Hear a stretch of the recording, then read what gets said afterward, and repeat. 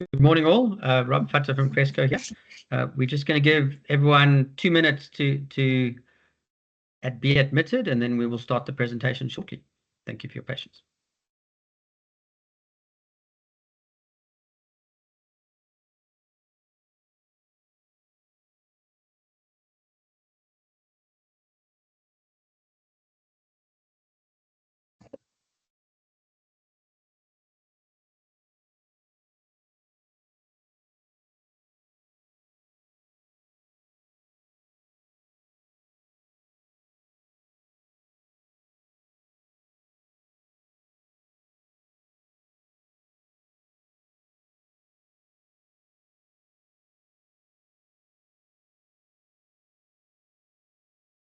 Good morning, all. I think we're going to start. I think if you have registered, you will receive a recording. I see we have a few notes AIs today, so welcome to theirs and the team. This is, I guess, in a series of webinars that Cresco has been hosting for the last 2 years. We haven't done one since June time. I think everyone knows lots is happening in the sector. And this is very much focused on security of supply. And so we're going to start with sort of macro level discussions and some of the work that Cresco has been doing at a macro level, and then talk about security of supply, talk about some case studies, and then we've pulled some engineers as part of the Cresco team onto the webinar today, and they're going to be taking it down to a little bit of a granular level, conscious that you can only get so much into 5 presentations in 50 minutes. So I'm sure we're leaving a lot on the table, but happy to engage separately. So just in terms of the rules of engagement, please keep yourselves on mute. Please add questions into the chat. I will be moderating. We will try and do one question after each presentation, subject to the presenters keeping their time slots.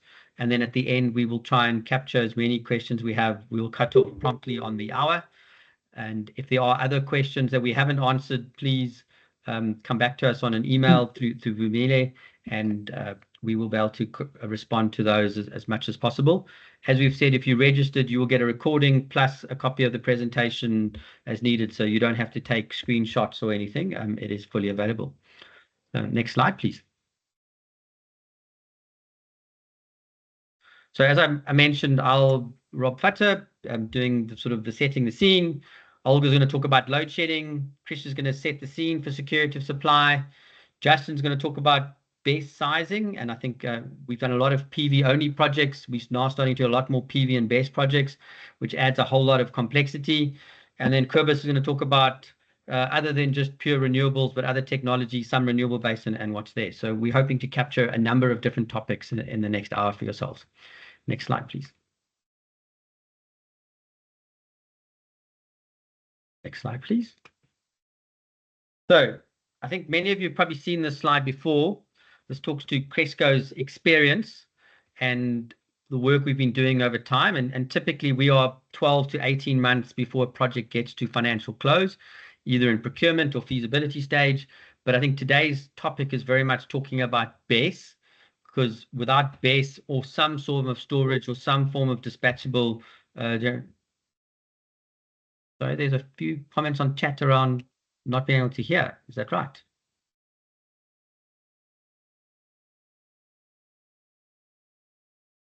The Cresco Rob, team? I can hear, yeah. We can hear you clearly. Rob. Oh, okay. So then it's not our side. Cool. Sorry, Christo. And I think the point is around, we obviously need some sort of storage, some sort of dispatchable generation to really provide security of supply. Olga will talk about the MTM example, which I think was a great quick to market example, case study of what can happen. But maybe the other bit just on the slide is some of the work we're doing on the green hydrogen space. I think the Cresco view is that large scale ammonia has still a number of challenges before those projects become a viable, but we have seen some fuel cell technologies coming in that may not be as competitive as diesel at the moment. We were working on 3 feasibility studies. I think we hopefully will get to financial close maybe next year or something. But fuel cells offsetting diesel plus PV and BESS is not as far out of the market as you would think. And we're hopeful that bit of market, the green hydrogen, might be pulled closer towards BESSes in the development cycle. And so that has been a real change in the last couple of months from what we did previously. Next slide, please.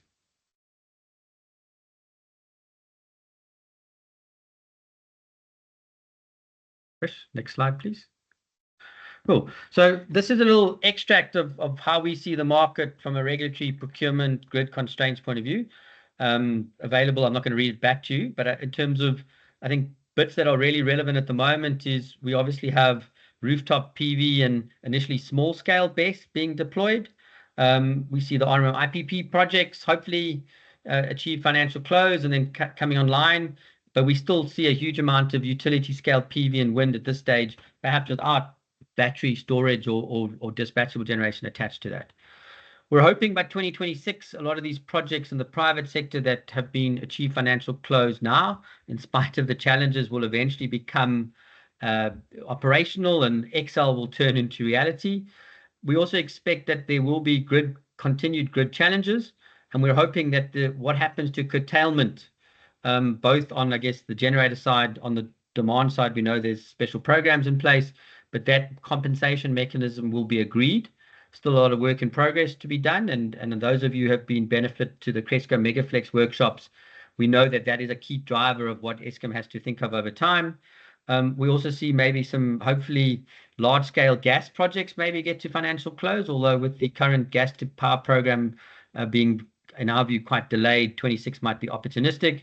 But we do still think there'll be small dispatchable CNG and LPG.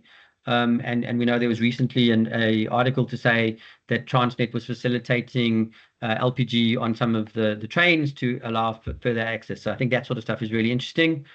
And then I think by 2028, we're really going to see larger scale projects that will allow a certain amount of security of supply being achieved for larger buyers. At the moment, most of the projects we're involved in that are being implemented are more 5 to 10 megawatt, maybe 15 megawatt loads, but hoping by 2028 we'll see some larger type of interventions on that. These are projects that we're currently working on feasibility on, and hopefully we'll see these actually come online. Next slide, please.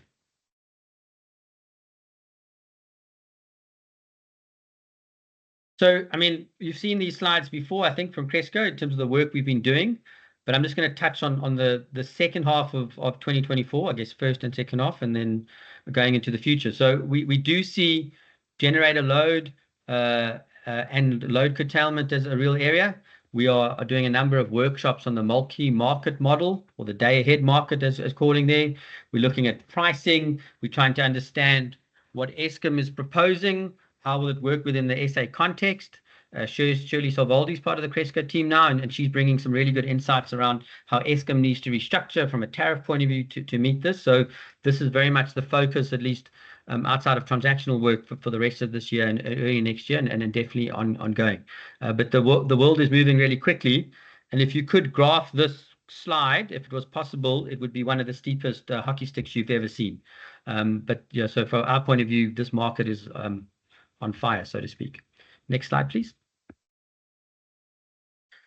And obviously, we're seeing the movement from bilateral markets, traditional wheeling, to aggregator. I don't think we truly have any real trading yet until we have a dynamic day-ahead market. We do see traders doing short-term deals. We have virtual wheeling in various forms out there, a number of challenges there, and then we have the liberalized multi-market model. So all of this is flowing to create the work that most of our IPPs and generators and loads need to be prepared for. So there's a lot of moving parts, and you can't put your head in the rabbit hole. You need to be aware of what's coming and the implications. Next slide, please. So the last slide here is a little bit, sorry. This is really Cresco's view, and maybe you can just click through the changes there, Chris. Yeah. So I think we had some projections that was done in May this year. The team has been updating these projections recently for market realities, and that's what we're doing, and that's currently what is currently being developed for many of our clients. So I think the coal decommissioning has definitely been slowed down based on the Eskom view. I think Cresco's view is that there'll be a halfway point between decarbonisation targets and reality around needing energy. I think, unfortunately, a lot of the renewable projects that we have in our database, real names, faces, off-takers, we're seeing grid constraints, permitting constraints, and so financial close and by default COD taking much longer. So we're seeing a move to the left. We're seeing gas, unfortunately, probably not coming in before 2030. And then we are seeing BESS So the top one there really moving forward, both in terms of rooftop as well as potentially utility scale projects with at least 2 hours of base. And the view based on the balancing market and the price points we've been doing work on around large scale PV plus 2 hours base, we think that price point is not far away from being competitive for Megaflex users. And we expect the next round of procurement to definitely have base as part of the utility scale to allow peak shaving. The question, however, is what's happening to demand. I think we have seen that some demand has gone not off grid but reduced with the rooftop stuff. We also unfortunately have also seen that perhaps we have lost demand in South Africa, and that also is very much affecting the economic growth rate. So we have a lot of aspirational demand assumptions from the IRPs. We have some real demand numbers from Eskom. We actually got some feedback from PIA, so that's looking good. But what is sustainable demand per region going forward? That's a big question mark. And that's where a lot of our analysis is really sitting in scenario type things. So there's not one answer. As always, there's a number of answers. And apologies if I sound like a lawyer or an economist. Next slide. So the last one is around how does security supply fit in all this? So you can just click through the red. So part of our analysis, we're doing load shedding forecasting. So we have, and based on the Cresco view, and this is moving slightly all the time, we do see excess energy in the middle of the day. This is sort of in the hour, on the hour. This is sort of projected in the future. With the coal decommissioning, this is probably more 28, 29 in our current thinking, maybe even post 2030. But we still see shortages in the early morning and the peak times. So this is all feeding into the security of supply considerations that the rest of the team will consider in the rest of the slides. Thank you very much. Over to you, Chris.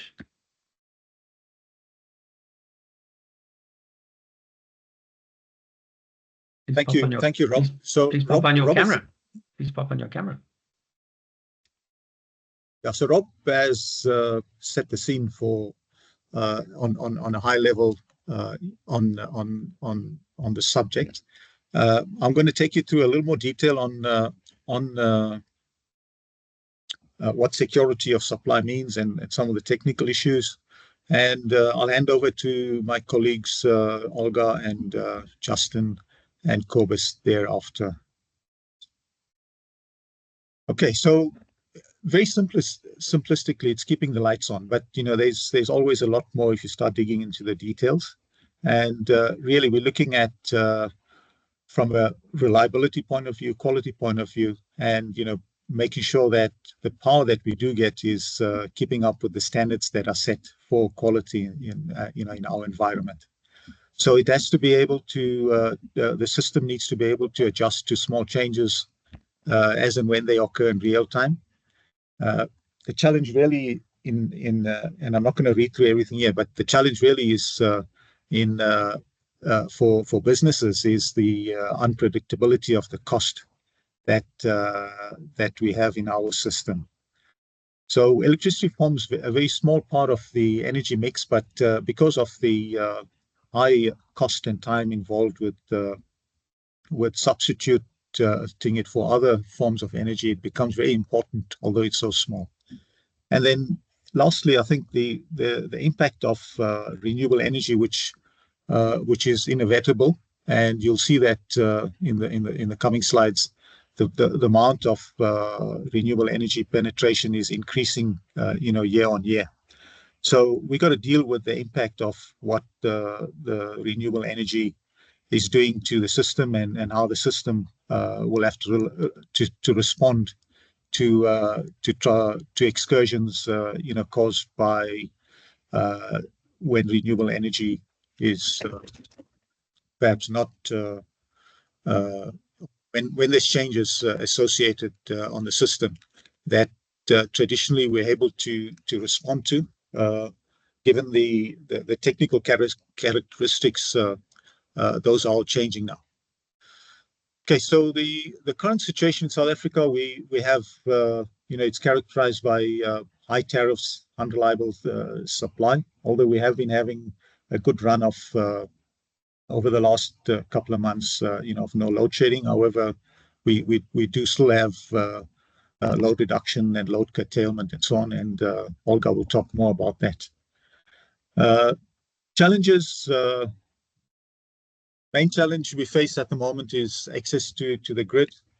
And then some of the technologies that are available, solar, wind, battery, and then rotating equipment, acting as provision of inertia for system stability. And then obviously in the long term, look at further developments in battery technology to support secure system. Okay, so what's happening in the coming years? We're seeing mix of energy mix changing quite dramatically from where it is today, with a growth in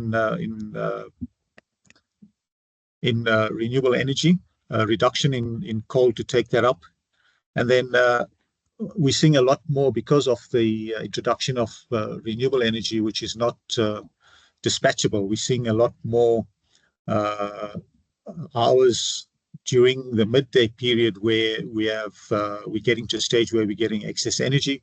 Fortunately, at this point, that is being used to fill up Eskom's hydro dams and so on, which they then discharge during the evening peaks, which was a huge part of the problem during the load shedding months that we had previously. So we're looking at battery growing in stature. The technology is improving, the cost is coming down. We're looking at, based on IRP or in line with IRP, which we don't always agree with the way it was put together and some of the supporting arguments, but the outcomes are, fully aligned with our thinking and what we see in the future. So some of the excess energy that we're seeing, will be used towards charging up storage facilities such as batteries. The two graphs you see on the side shows you that impact of what the increased renewable energy is doing, particularly PV during the midday hours, and how batteries can improve that situation. So the impact we're seeing increased penetration, from beyond the 2030 horizon. We're also forecasting some level of over penetration, so over 100%. And then, like we're seeing elsewhere in the world, there's going to be some negative pricing also. Obviously, that will only happen once the multi-market that Rob mentions comes online. Okay, then large consumers, what we're seeing, and this is mainly an effort over the last few years to try and put some reliability on the supply. Bilaterals, with traditionally IPP, PPAs, back-to-back performance and capacity guarantees, and then take-or-pay type contracts, for revenue guarantees. But we're seeing more and more multiple sort of generators, so aggregators coming in with many generators feeding into their platforms with multiple buyers, and they're guaranteeing not capacity but energy. And then for that to work, all the supporting services like lenders and so on must come online, and they see this as a way forward. From ownership point of view, we see also a trend towards smaller C&I companies putting up their own plants, some of them building it themselves, engineering type companies and so on. And then lastly, we have the enablers that is required, and some of the slides that Olga will show you rely heavily on these. So obviously free and unfettered access, regulatory framework, resources. We're looking at, obviously from operator point of view, different skills required, or at least upskilling to take into account the impact of renewable energy on the system. Cool. So, I mean, Chris, I apologize. I didn't take any questions and you didn't take any questions. Olga, I know you wanted to take. So perhaps I can quickly take the one question from Steve, the 55% renewable that was mentioned. So that was the previous view. I think we are currently updating the view. Olga's going to show a little snapshot of that, not really much of it. We're going to do an additional webinar in due course once firmed up. But yeah, I mean, everything unfortunately is shifting to the right. And then unfortunately, 55% is a very average of an average. So we're probably going to see 100% renewables, I guess, during the middle of the day, perhaps. Obviously, coal will still be there, so maybe never 100% completely. But we are still seeing very low penetration in the evening hours, even with the wind and the early morning hours. And that's why you need that 24/7 graphic that comes through in the analysis. So I hope that answers the question. I don't see any other specific questions in the chat besides will the slides be available? Sorry, Chris. Yeah. Okay. Yeah. Cool. I think Olga will run from there. Brilliant. So I'll hand over to Olga unless there's any other questions. Here we go. When do you see the first large aggregator deal? Is that right? Thanks, Chris. Sorry, I didn't see that. Thanks, Killian. So we are aware of a number of PPAs that were signed over the last couple of months. In fact, we were involved in a number of them. We're still hoping to get utility scale aggregator deals to financial close by the end of this year. I think, as with everyone, grid and final permits and SANRAL and you name it is never a simple process. I think that is aggregator and bilateral, but it's not relevant. But I think also the aggregator market is taking a while to understand the risk that is sitting between an IPP and the aggregator and then ultimately the lender. And I think we have some new lenders joining the funding fray. I know a lot of the international DFIs are looking at this space, and I think it's taking them a while to try and understand the dynamics in the market and that. And I don't know if many people have actually assessed the impact of the Megaflex changes on the financial viability and changing from monthly to hourly. So there's a lot of dynamic moving parts there. Cool. Thank you, Olga. Over to you.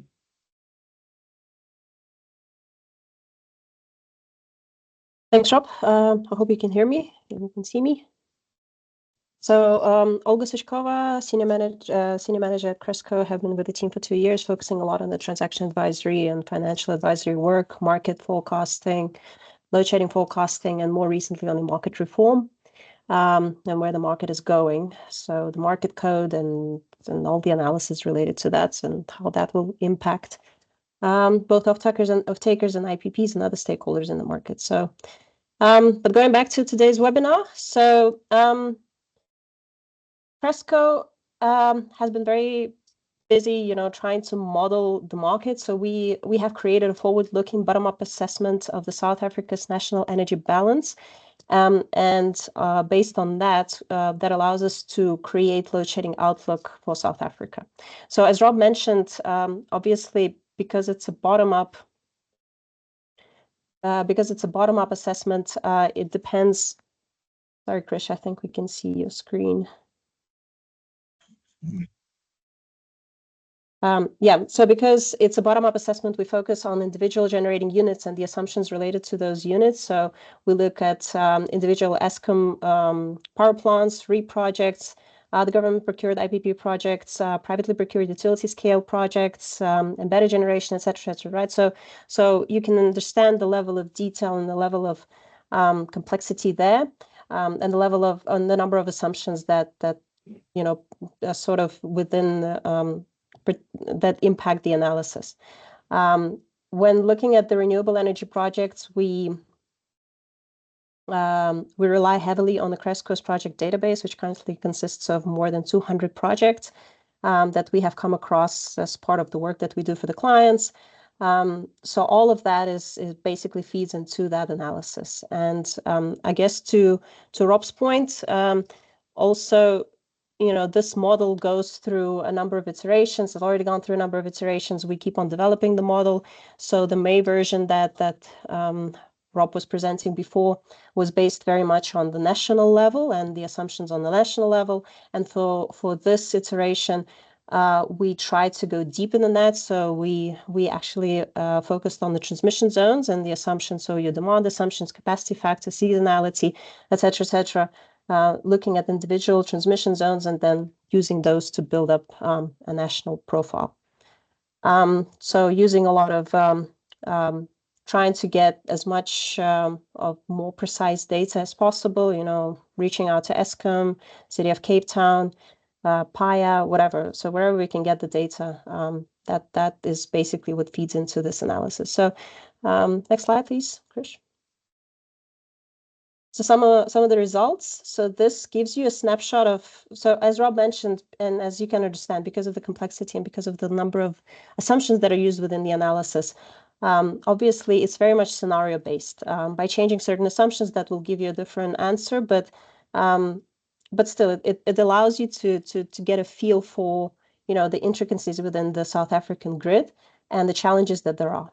So this is just one snapshot, just one scenario, something that we call base case scenario at the moment, but it may change, obviously, because the market is just so active. So this is the most recent snapshot. We have taken into account the improved EAF. So obviously, this is something that has been driving the energy and environment for 2024 thus far. Obviously, a big question is, what is the future of EAFs? How will they change? But this specific scenario has assumed that Eskom will be able to keep the EAFs at pretty much the same level as they are at the moment. Another important assumption is obviously coal decommissioning, when exactly that will start happening. And you can see, well, I will allude to that, but obviously the energy, you know, balance within the grid very much depends on that coal decommissioning and how well it is paced with new capacity additions to the grid. Another important assumption for this specific scenario, I guess, to consider is when gas-fired capacity comes online. So this specific scenario assumes that gas-fired generation only starts rolling out from 2030 slowly. So until 2030, there's really no gas-fired generation available in South Africa. And you can see basically, so this specific scenario assumes that decommissioning starts happening already in 2027, as opposed to what Eskom is trying to push for in 2030. So by 2030, there are already 7 gigawatts of coal capacity being decommissioned. And you can see how that becomes a problem straight away, right? So this specific scenario assumes that 7 gigawatts of coal get decommissioned by 2030, 25 gigawatts of wind and PV, utility scale wind and PV, get added to the grid with along with 8.7 gigawatts of BESS. This is then supported by additional 4 gigawatts of embedded PV, and that's not enough, right? So that's not enough to replace those 7 gigawatts of coal capacity. It is just important to understand that coal is a baseload type of generation. It is dispatchable. So obviously, you know, you need a lot of renewable energy to replace that coal. And what is even more important is that you need battery capacity to make it dispatchable and to make it reliable from that sense. It becomes even more problematic post-2030 in this specific scenario, because all in all, roughly 16 gigawatts of coal capacity need to get decommissioned. So you can just extrapolate those numbers, how much of the renewable energy need to be added, right, to offset that decommissioned coal capacity. And this is the primary challenge, right? And that just reinforces the whole need for the battery solutions, right, both at the utility scale level and on a private company level, right? So embedded level. And I guess that relates, Krish, if we can go to the next slide, I guess that just relates well to that case study that I wanted to present. So this is the recent case study. This is some work we did for a data center company. This is MTN, with their main operations in Johannesburg. Their head office is in the 14th Avenue, quite a large load, roughly 5 megawatts. So we were asked to help them develop an energy strategy, and phase one of that energy strategy was to install on-site rooftop and car park PV solution along with an on-site BESS.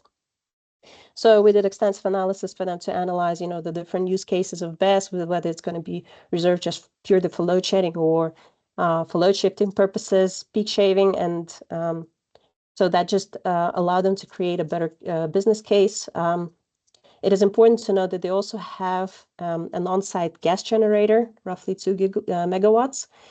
So it's a complex system that they have on site, which was a challenge in its own. But maybe on the next slide, Krish, just to reemphasize challenges, right? So with a 5 megawatt load, and as I said, 2 megawatt gas generator on site, the proposal, you can see 6 megawatt PV allows them to generate enough excess energy to charge a 10 megawatt hour battery.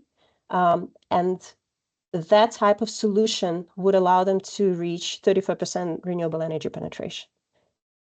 If they would like to go higher than that and for example, achieve a 95% renewable energy penetration, they need to go bigger on the PV, and they need to double the battery, right? So that just sort of reemphasizes this whole point, that renewable energy obviously is there, and it does what it needs to do, but you need to go and you need to oversize quite significantly to achieve, if you want to go off grid, for example, you need to go quite big. Yeah, thanks. I think that's pretty much the most important things that I wanted to mention. Oh, thank you. So there is one question in the chat, but I just want to clarify one more point. I think if you took away the gas generators, the size of the PV and the BESS become exponentially bigger. So this might not look like a big uplift to get to a large penetration, but it's largely driven because they have on-site gas generation available, which is not often the case for many users, and their load is actually not that big relative to other loads that we see.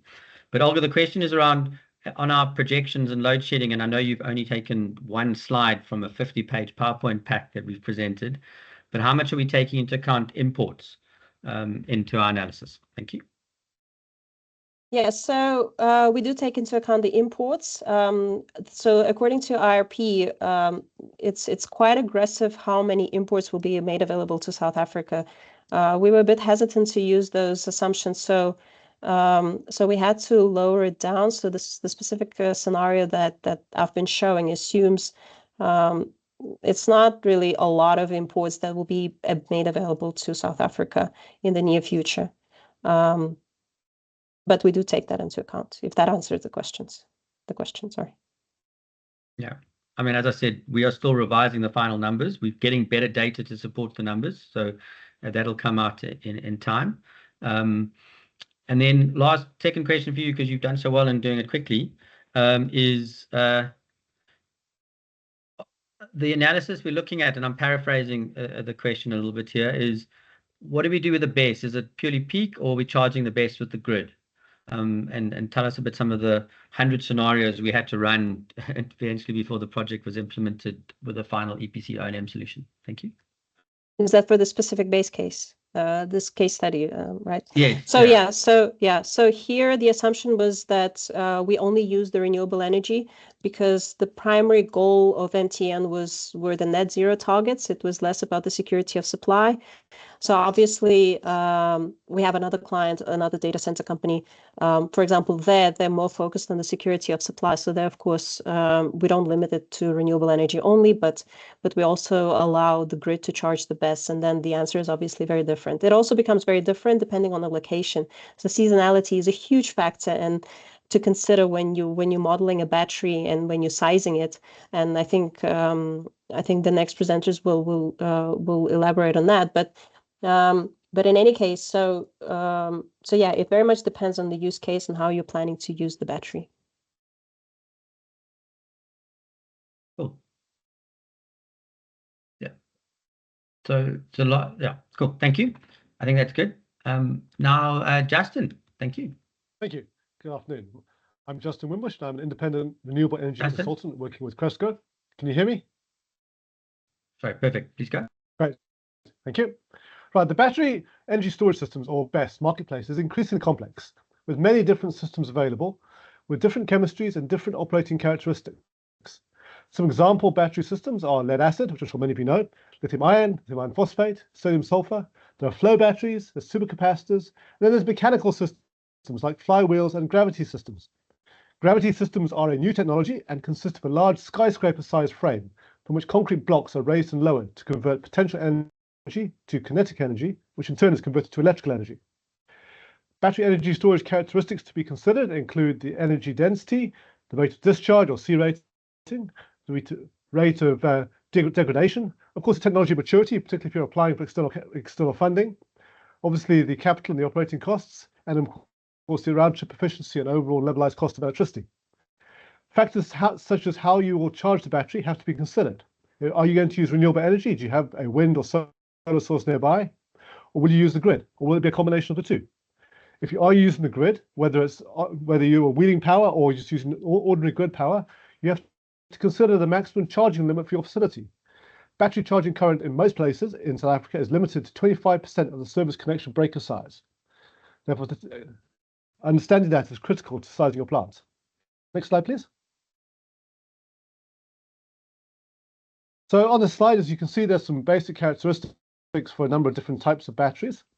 And there are a range of different chemistries and operating characteristics. For example, lead acid is a relatively low cost because it's very mature technology, but it's relatively slow response time, and its lifetime is actually quite short, only 1 to 2 years if you're using it every day, because its rate of degradation is very high.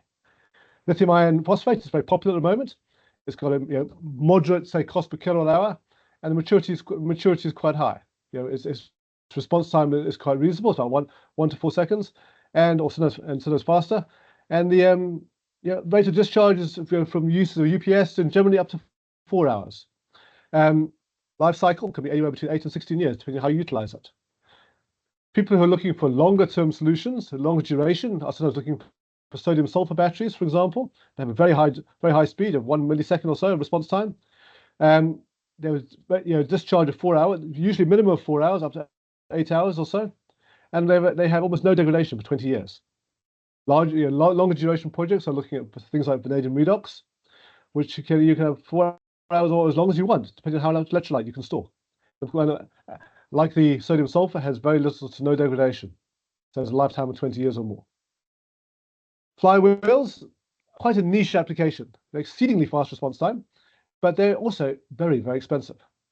But then, seeing as they are generally mechanical products and components, they actually last for 30 years or more, depending on how long you can make all the components last. Gravity systems is quite novel, as I've mentioned. There are a few large-scale systems going on around the world. Maturity is very, very low, so it'll be quite difficult to bank. And their lifetime is expected to be 20 years or so. Next slide, please. So Jason, I'm going to ask a question now.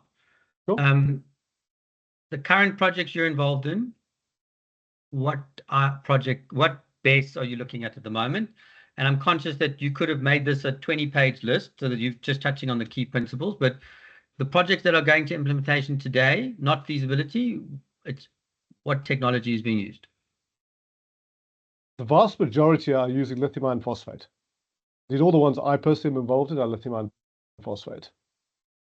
There are a couple who have considered sodium sulfur, and I've been asked occasionally for flow batteries, but unfortunately not very often. Okay, cool. Thank you. I'd love to work on some more of those alternatives. No, perfect. Thank you. Now, when looking at on this slide, looking at if you're charging using renewable energy, how you consider the daily and seasonal generation patterns is very, very important. For example, the graph on the left shows the typical Cape Town located PV plant using a single axis tracker system, which is why it's quite a nice flat profile across the midday hours. And you can see that the generation in summer is almost double what it is in winter. So if you're looking to size your battery, do you size it for the summer, in which case it will probably be undersized in winter, or and therefore underutilized, or do you size it for the winter, in which case it's going to be always utilized, but will be undersized in summer? It could be larger. These kind of factors are critical. If you're intending to also look at if you're looking to discharge it more than once per day, you also have to look at how large your plant has to be. As Olga showed, the MTN PV plant was sized such that you could charge it in the morning, discharge it midday, and use the afternoon charge to discharge it in the early evening. Larger plants perhaps will have to charge all through the day in order to discharge once per day, say in the evening peak. Alternatively, if you're able to get a wind resource, which is much more stable, you may be able to discharge 2 or 3 times per day. As mentioned, you can always top that up with the grid charging. How you're sizing the battery is also a very important thing to consider. If you're sizing for load shedding, it's relatively straightforward to calculate. You're looking at 2-hour discharge, 4 hours, 6 hours, etc. But if you're looking to size for energy arbitrage or load shifting, then it's a much more complicated calculation to work out what is the optimum size of battery for your system. Next slide, please, Krish. Now, when selecting your battery system, it's very important to consider the expected rate of degradation. Typically, sodium sulfur batteries have a degradation rate of about 1% or so. So lithium phosphate have a degradation rate of about 1 to 4% per year, whereas sodium sulfur, for example, is less than 1% a year. When you're looking at your batteries, it's important to consider that what the warranted cycles are, and they will usually come with a warranty for a certain number of full load cycles, i.e., a full charge and a full discharge per year. So, for example, many batteries, particularly the slightly smaller ones, have a 4,000 cycle warranty. If you use that battery every day fully, then it will last just over 10 years, whereas a 6,000 cycle battery will last just over 16 years. However, in many cases, the batteries are not fully charged and discharged daily, so they actually last a lot longer than the warranty cycle period. But how much longer needs very, very careful monitoring and very careful modeling and very careful monitoring as the battery system ages. How you actually utilize the battery is also important. If you have a guaranteed output of a plant, say like you are one of these you're one of the battery suppliers in the government rounds, they're the government IPP battery rounds. There you have to guarantee a certain output for 20 years, and therefore you will have to, as the plants start to degrade, you'll have to have regular extra installations of batteries, say every years 4, 8, 12, 16, etc., in order to maintain that guaranteed output.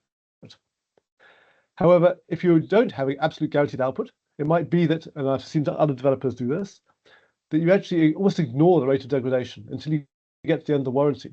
And then you actually budget to replace the entire plant with the latest battery technology, which will be more efficient and expectedly quite a lot cheaper in, say, year 10 or 15. Next slide, please.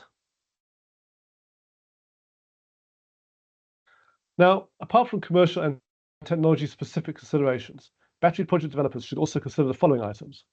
Battery systems in urban, i.e. brownfield locations, do not need environmental permits, generally speaking, but greenfield projects may well require a permit depending on the outcome of the environmental sensitivity analysis that has to be undertaken. All projects, whether they're urban or urban brownfield or greenfield, have to have a fire risk assessment undertaken. And when looking into where you locate your batteries around your plants, the actual available space has to be considered, considering the actual loads and where you're connecting into the circuits of your site. If you're connecting in right at the substation, at your ESCOM incomer, and you have parking bays nearby, then maybe you'll put down a couple of large shipping containers. These 20-foot containers these days contain anything between 1 megawatt-hour and 5 megawatt-hours, depending on which supplier you use. So a couple of spare parking bays is quite useful to put these in, particularly where these parking bays are located next to your connection points. For smaller battery systems, fire-rated inverter rooms could also house the battery storage systems. Now, when we look at adjudicating these types of projects, when we've been asked to assist on the procurement, the quality of a proposed solution is obviously we check the quality of the proposed solution to see that it meets RFP requirements, that we check that it's fully inclusive and uses good quality components, which can also be serviced locally. The capital and the operating costs and the resultant levelized cost of the solution are very important, as Olga has mentioned, and we look at how they compare to current South African benchmarks. Now, solar and wind projects are relatively straightforward to adjudicate. The information is quite easy to calculate. However, battery solutions are much more complex to look at. Calculating the actual value the battery provides to a project is a complex set of factors. Is it just providing energy arbitrage services? Is it providing load shedding protection? How do you put value on these different factors? These are all different areas one should consider when looking at batteries, and I hope you found that helpful. Thank you. Thanks, Just. You spoke very quickly, so well done. My little chirp earlier today. So you got through the slides, nicely done. Time for one question. Are you able to elaborate on why it's hard to size for arbitrage? So maybe add a bit more meat to the bone for what you mentioned. And what factors are we looking at in terms of balancing it? Value for money versus technical. I don't know if you've got a few minutes to touch on that. A minute, not a few. Sure. I think in terms of value for energy arbitrage, I'll be slightly disingenuous. If you're on a fixed tariff for the municipality, for example, it's quite easy to calculate it. But if you're on a time of use calculation, so you're looking at, say, offsetting, moving peak hours to off-peak hours, then you have to run a complex financial model looking at the output, you're looking obviously at the different values of your power between peak and off peak and different times of use. You're looking at the rates of degradation of your batteries. You're considering obviously the capex, the opex, and so forth. It can be done. It's a more complex process. That's all. And so the second question, Rob. I think that yes. So from the work you've been doing, where you've been doing due diligences, who's the primary provider of batteries in South Africa?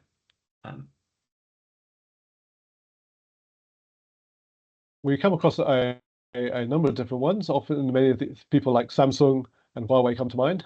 Also, some of the on the smaller projects, things like Freedom One are often being proposed.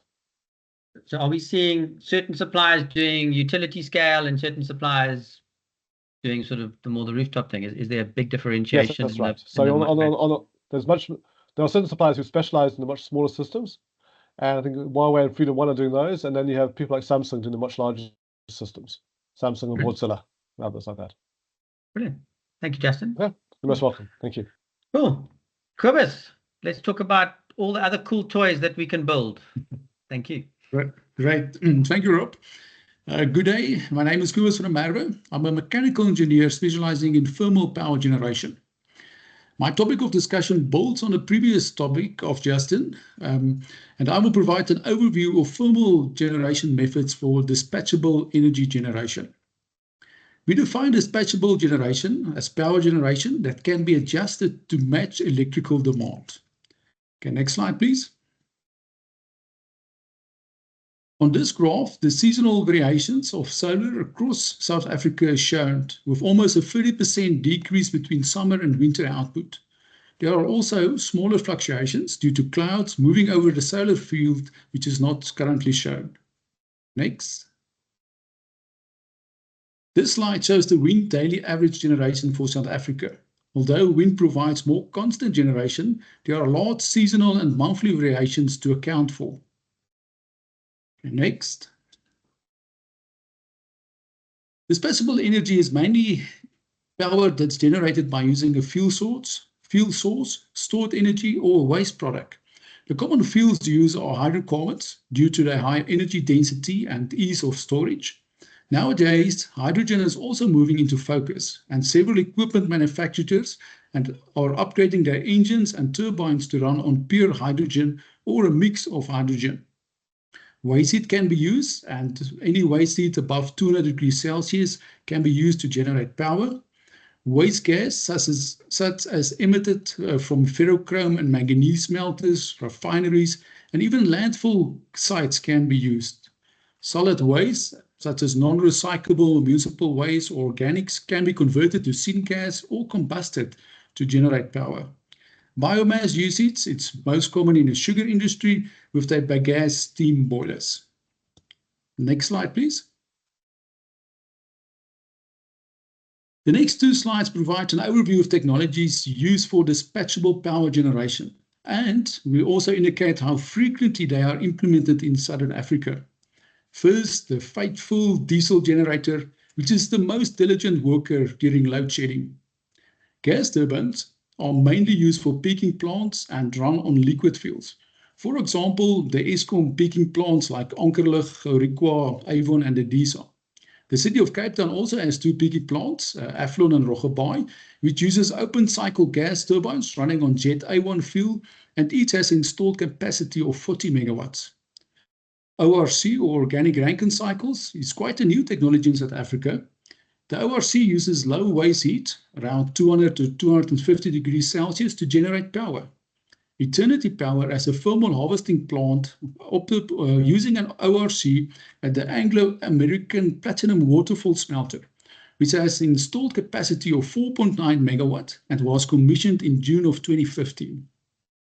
With gas engines, we have good examples, as the MTN gas engine installation in Joburg, as Olga and Justin mentioned, or the Durban landfill methane gas engine plant at a Madden Hill landfill site. Gas engines were also installed running on off-gas, such as the TC Smelter ferrochrome site, Namakwa Sands, and even the Newcastle installations. On the steam turbines, They are mostly used in biomass boilers applications, and that is in processes where steam is required as well as power, such as sugar mills and breweries. Gas turbines in combined cycle are mainly used for large grid-scale power plants and achieves overall plant efficiencies in the mid 60%. They are planned for this current gas to power program, and hopefully we will see a lot of them coming into South Africa. Fuel cells can convert methane to electricity. Although a lot of research has been done, we have only seen a couple of pilot programs, but no large-scale rollout in South Africa. Because we're hoping that that if you just scroll back, that grey from rarely will go to sometime shortly on fuel cells. We can change the designation. We're quite optimistic. Rob, I think there's huge potential. Hopefully they can get it up to grid scale or even just a larger scale than currently. Okay. Looking at less fuel-consuming technologies such as solar thermal or concentrated solar plants, we've got a couple of examples in South Africa, like the first one, which is the Bokpoort. It was a 50 megawatt parabolic trough, or the Zena. It was a 50 megawatt tower outside Uppington.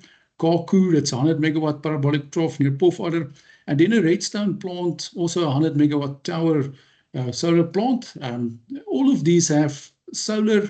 All of these has thermal storage capabilities using molten salt, which is quite a good idea. And I know Redstone got up to 8-9 hours of storage that they can utilize.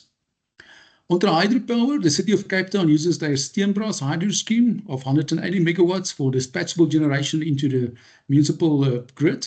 And we're all familiar with the Eskom hydro and pump storage plants, and I won't go into that details. Finally, I also want to mention spinning reserves, where uninterrupted energy supply is required by a process or plant. Spinning reserves is defined as a store of energy that is online, synchronized with the grid, but not loaded, and can readily be engaged within minutes.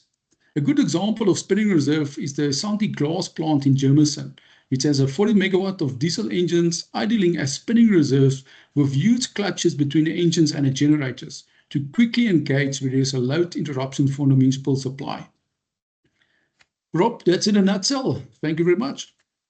Well, thank you. So you have one question that I'm going to let you answer post it. So thank you, Kilian. We will come back on the post on that discussion. But the question is at the moment is, we're obviously limited by availability of fuel, hydrogen, gas, LNG and stuff. So the projects that you're working on at a feasibility level, and hopefully eventually how many of them consider renewables with dispatchable technology? And where do we think the trend is going, is my question. Rob, I would say about 80% of them are considering a hybrid solution. And we've also seen that the current CSP plants are all considering and doing the feasibilities of implementing PV just to cover the auxiliary loads during daytime. So that's definitely the trend, going a hybrid system, and I think that's the way to go. Thank you. So I guess in summary, thank you very much. We've actually made up some good time. My prep talking earlier to the team, because when we did the dry run this morning, we were way over an hour. So thank you, team, for speaking quickly and adding your comments in.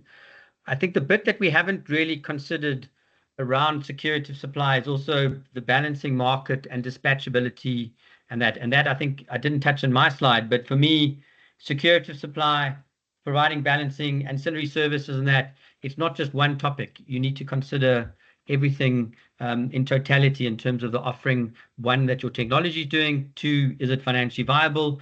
And how does your project fit within the grid or within a bigger portfolio? Because for many of our clients, they have large loads, a number of sites, they're going to have lots of different technologies, dispatchable, non-dispatchable, renewable, and non-renewable, and this needs to fit within the total order of magnitude. There are some specific questions that I think we will answer post this on the feedback.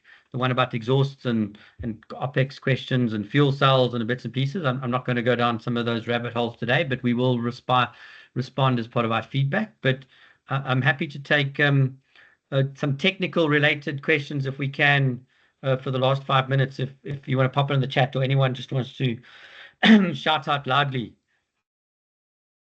or we can gather 4 minutes back in our diary. I'm sure we could all use it.